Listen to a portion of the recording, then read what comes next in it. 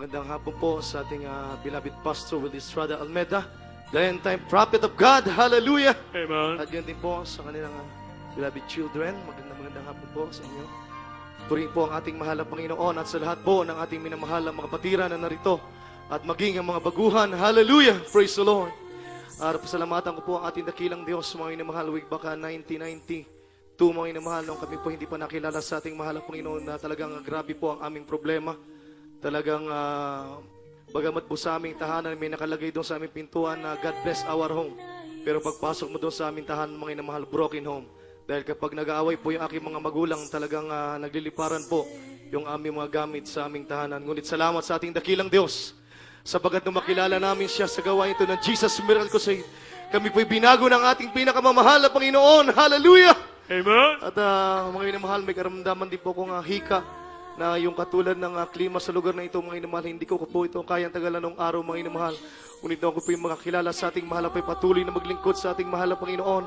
At ang babautismo sa pangalan ni Jesus, mga inamahal, ako po yung pinagaling ng ating pinakamamahal na Panginoon. Hallelujah! Hallelujah. Praise the Lord! At pasalamatan ko po ang ating dakilang Diyos sa himala. Nagiwa niya po sa aking buhay. Alalahanin ko po muli mga inamahal ang kabutihan ng ating pinakamamahal na Panginoon. Dakilang kapangyarihan ng ating dakilang Diyos. Hallelujah! Nakaraang 2010, mga inamahal, yan po ay January 23, 11:45 ng umaga, mga inamahal. Ako po ay nasagasaan ng isang elf, mga inamahal, doon po sa aming lugar. Sa San Rafael, Bulacan, mga inamahal. Nung mga time na yun, mga inamahal, ako po ay tumawid doon sa aming highway po, kasi along the highway po yung aming tahanan, mga inamahal. Nakatawid na po ako doon sa highway, mga naglalakad na po ako sa rampa. Hindi ko po sukat nakalangin na mga inamahal doon sa aking paglalakad na yun, mga inamahal, napagkat yung nakaharap ako patungo ng kabanatuan ng mga inamahal na talagang nakatalikod po ko, mga inamahal, sa sakyan. Hindi ko po akalain, mga inamahal, na may help po pala na nawalan ng preno, mga inamahal. At imbis po na dapat babangga siya doon, mga inamahal, sa likuran ng 5-star bus, mga inamahal, ikinabig niya pong pakanan, mga inamahal, yung manabela ng elf, mga inamahal. At alam niyo po, mga inamahal, napakabilis na pangyayari. Sa paglalakad ko, biglaan na lang po may mga tumama sa aking likuran. Talagang wala po ako may pang nasambit. Ang sabi ko, mahal na Panginoon, iligtas mo ang buhay ko. Dahil, mga inamahal, ako po'y kinalagad ng elf, 5 to 6 meters yan, mga inamahal. Ang sabi ko na lang sa ating mahal na Panginoon, iligtas mo ang buhay ko. At sumisigaw lamang po ako ng Hallelujah in Jesus' name! Hallelujah in Jesus' name! Hallelujah! Amen. Hallelujah. Nakita ko na lamang po yung aking sarili, mga inamahal. Nandun na po ko sa ilalim ng elf. At bigla pong bumaba yung driver. Ang sabi niya, sinilip po niya ako doon sa ilalim ng elf. Ang sabi niya, wala akong preno, wala akong preno. At nakasagot po ko ng mga time na mga pinasalamatan ko sa ating malapayan sapagkat hindi po ako nahimatay, mga inamahal. Amen. Hallelujah! Hallelujah. Ang sabi ko sa kanya, iatras mo, iatras mo. Sapagkat ang pakiramdam ko, pag naiatras niya, mga inamahal, makakawala po ko doon sa ilalim ng elf. Ngunit hindi po.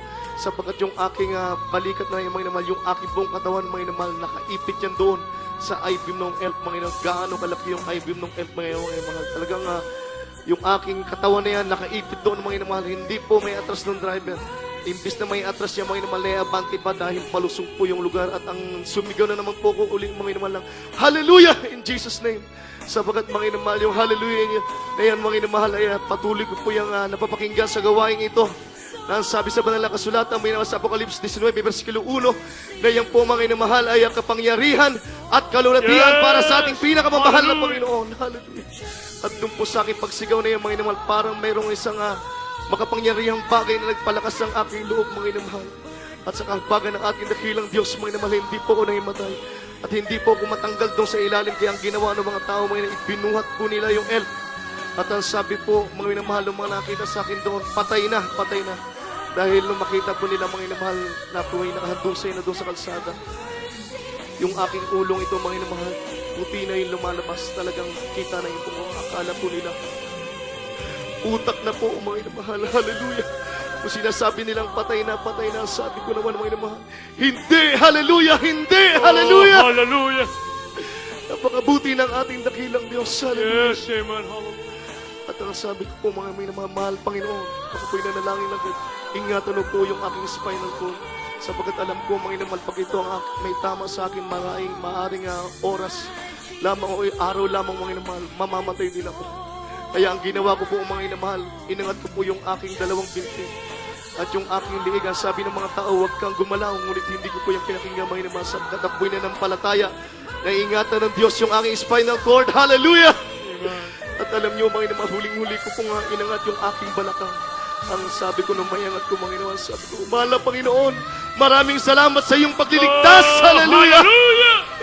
Hallelujah! At hindi po sila makapaniwala mga inamahal na ako po'y mabubuhay pa sapagkat napakahaba po nung ang pinagkalat-karan po sa akin ng health mga inamahal. At alam niyo po mga inamahal na sa madaling salita ako po'y dinala sa hospital mga inamahal. At talagang binigyan po nila ako ng first aid mga inamahal. At nung ilang araw na po ako mga inamahal sa hospital, nakita po mga inamahal sa CT scan yung aking buto dito mga inamahal sa ating clavicle mga inamahal. Putol po pala yan mga inamahal. Hallelujah! Oh, hallelujah!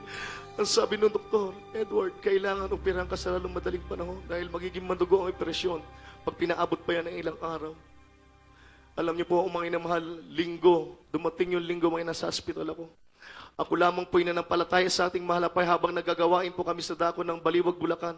Nakamonitor po ako doon mga inamahal. Hallelujah! At ang sabi ko, mahal na Panginoon, kung paano mo yung aking anak ginawa ng himala, mga mahal na Panginoon, gawan mo muli ako ng himala, mga mahal na Panginoon. Dahil alam ko, mahal na Panginoon, ikaw ang Diyos noon, ngayon, at magpakailanman. Yes, hallelujah! Kung paano, mahal na Panginoon, yung aking anak ngayon na mahal, nung pinagbubuntis po yan ng aking beloved wife, yan po'y ectopic, mga mahal, nasa labas po ng matres. Na ang sabi po ng obigay ni mga mahal na tumingin sa kanya, sa aking beloved wife, Mister, kailangang operahan ng misis mo sa lalong madaling panahon. Dahil within 7 days, sasabog ang fallopian tube ng iyong misis, magiging delikado ang kanyang buhay. Ngunit alam niyo po, mga inamahal, sa paungunang panalangin ng ating beloved Pastor Will Estrada Almeda at sa payo po ng ating beloved Pastor Lina C. Almeda, na kami lamang po ay mga minamahal ay manampalataya sa ating mahal na Panginoon. Alam niyo mga inamahal, kami po ay ayuno lamang mga inamahal.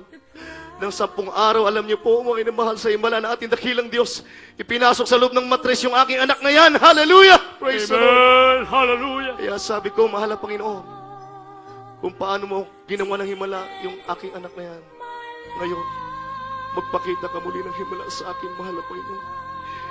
Yung aking balikat na ito, mahal na Panginoon, yung aking brasong ito, yung buto ko na putol, mahal na Panginoon.